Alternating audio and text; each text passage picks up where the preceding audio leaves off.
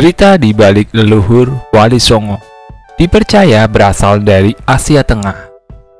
Penyebaran agama Islam di wilayah Nusantara tidak lepas dari Wali Songo.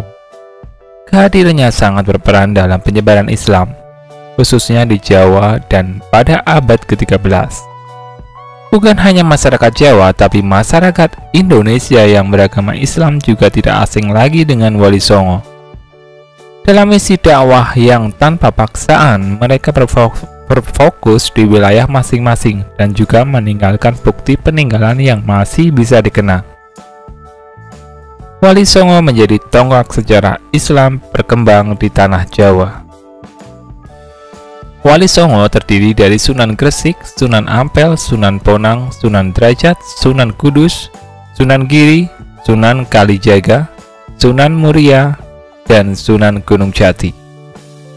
Kehadiran Wali Songo menjadi tanda berakhirnya dominasi agama Hindu dan Buddha di wilayah Nusantara untuk digantikan dengan Islam. Wali Songo dalam bahasa Jawa adalah Wali 9. Sesuai dengan namanya, jumlah mereka ada 9. Tapi juga ada pendapat lain yang menyebutkan bahwa Songo atau Sanga berasal dari turunan kata bahasa Arab Sana yang artinya mulia. Sejauh ini, mayoritas masyarakat lebih mengenal namanya karena jumlahnya yang 9. Tidak hanya berdakwah, tapi ajaran yang disampaikan juga memberi dampak ke beberapa budaya baru di Jawa. Misalnya dalam hal kesehatan, pertanian, perdagangan, seni, kehidupan sosial, sampai urusan pemerintahan. Leluhur dari Wali Songo dimakamkan di daerah Mojokerto, Jawa Timur. Kesembilan wali bukan keturunan orang Indonesia asli, melainkan punya leluhur dari negara Asia Tengah yang kemudian mengembara ke beberapa daerah negara, termasuk Indonesia. Leluhur Wali Songo adalah Syekh Jumadil Kubro atau Sayyid Husain Jumadil Kubro. Di Pulau Jawa mungkin namanya tidak lebih terkenal daripada para wali, tapi Wali Songo mungkin tidak akan ada tanpa dirinya.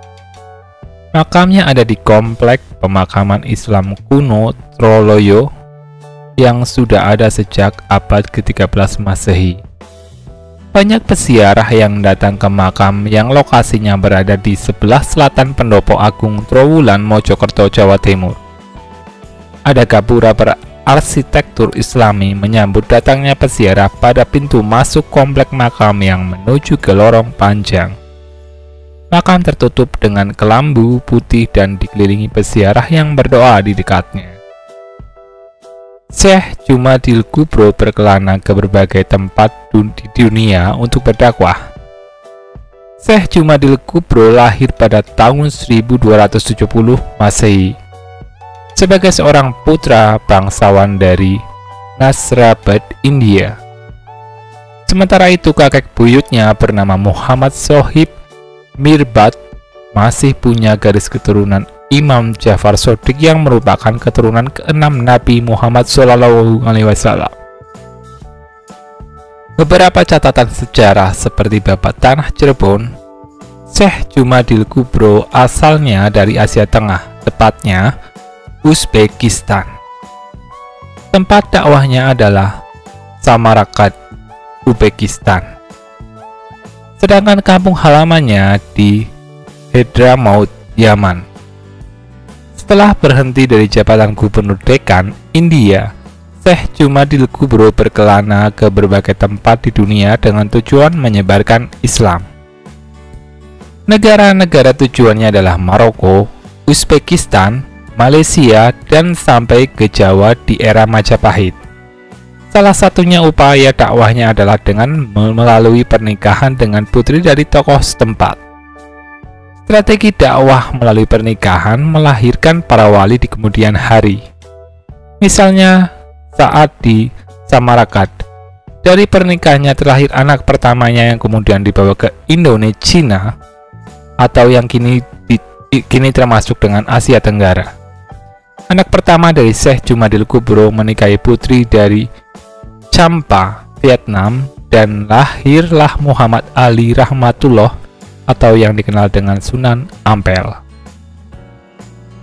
Sunan Ampel merupakan ayah dari Sunan Bonang dan Sunan Derajat, putri dari Campa yang juga melahirkan satu putra lagi bernama Maulana Ishak yang kemudian menjadi ayah Sunan Giri dan juga kakak Sunan Kudus.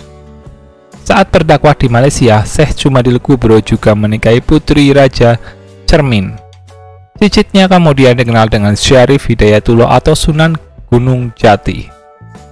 Selepas dari Malaysia kemudian beranjak ke Jawa, tepatnya ke Majapahit, masih dengan strategi dakwah yang sama, Syekh Jumadil Kubro punya keturunan Maulana Malik Ibrahim atau Sunan Gresik.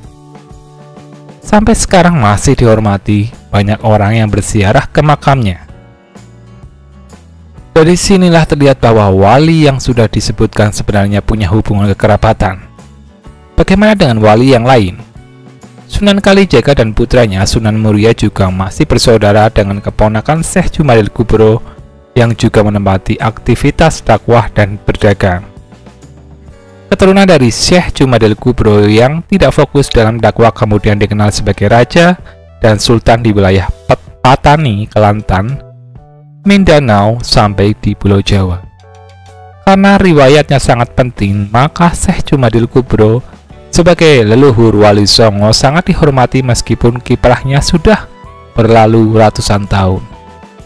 Orang-orang yang berziarah atau wisata religi biasanya membludak pada malam Jumat Legi, pada penanggalan Jawa, pada bulan Maulud, Rajab, begitu juga dengan malam-malam terakhir Ramadan yang diyakini sebagai turunnya Lailatul Qadar.